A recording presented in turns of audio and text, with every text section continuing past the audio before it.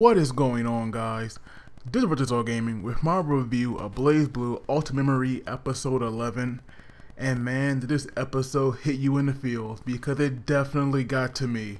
But it starts off with Ragna feeling this heartbeat, and well, it wasn't his, but it's the black beast that could possibly come out inside of him. He felt his heartbeat because it was resonating with the altar and the cauldron that was sitting on top of it.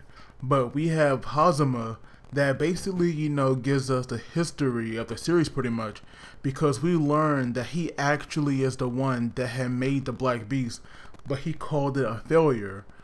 And so the Black Beast, it was a cauldron that it kind of went haywire, because it was the first prime field, and it was able to obtain the power of the eye that made it the first observer of the world.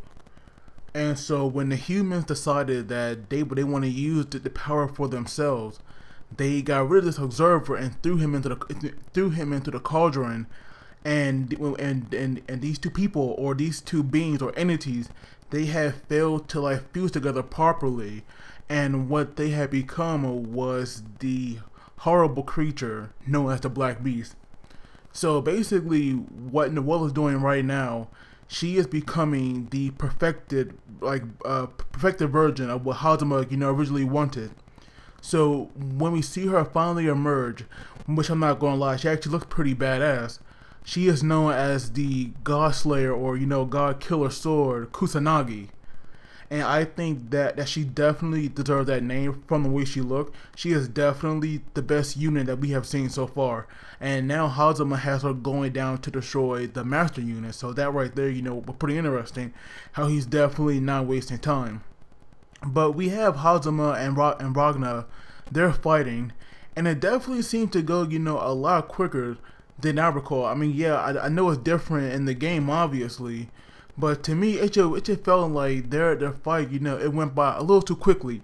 I would have definitely liked if they would have spread it out more and made it look and did it, a lot more, because Ragna has all these moves at his disposal, and so does Hazama, which we actually see, a few interesting ones, because we see that not only does his aura change from being like a regular snake head on a chain, but it actually, it actually took the form of an actual, real lucky snake, and that right there was actually cool. And then we have Kokonoe working in the shadows, where she has summoned Lambda to attack Hazama when she had a chance, because she only had one time to do this. But when she finally moves into action, she actually takes a hit for Ragna. But Hazama doesn't hold back, and he actually ends up killing her, because even though they kind of center it somewhat by making it all red and black, you can see that Hazama, definitely went in for the kill. And so, while she was having her final moments, New, who we haven't seen in so long, actually came out, and she was saying that she was having this dream of their little date that they had a few episodes ago, over and over in her mind. And so she never forgot Ragna, even though her memories were erased. But even though she had passed, it was definitely sad to me.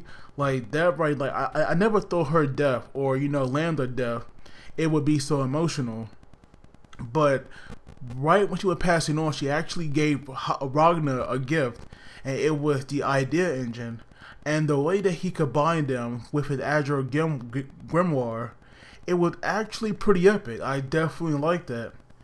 Now here's the word to me I didn't like too much, because after Ragna gets his power up, and we have the forces of energy clashing with Hazama's, I definitely would like it more if we got a more serious fight between them, because we just see Ragna blowing Hazama back with energy, and then crushing him with the shadow arm, and that right there was basically the fight, because even though Hazama was kind of acting all big and tough, he actually went down after that, and that right there I didn't like too much, because it definitely felt like we still haven't seen Hazama's full power.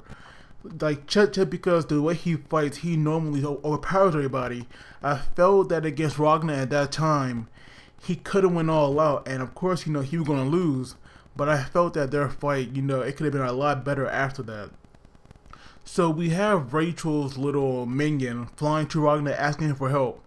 And so while they're walking to the spot where Rachel, was sealed and thrown into darkness, he actually saved her pretty easily. But then we have Kusanagi and Hakumen. Those two were actually having a battle, which we sadly did not get to see. But we have Jin that also appeared during their fight. And as much I was hoping to see like a full battle between Kusanagi and Jin, we kind of saw the end of it, where Kusanagi actually managed to actually hurt him quite a lot actually, because we see that she had pierced him, and we see a wound like coming out through his back, but Ragna saved them. But even though he's hurt, we now have these two preparing to fight Kusanagi together. So it's definitely going to be interesting, and I would love to see Hakumen, get in there as well, because we have these three powerhouse characters, and the fact that they all might struggle to Kusanagi, like even though Hazama went down, his plan could still succeed.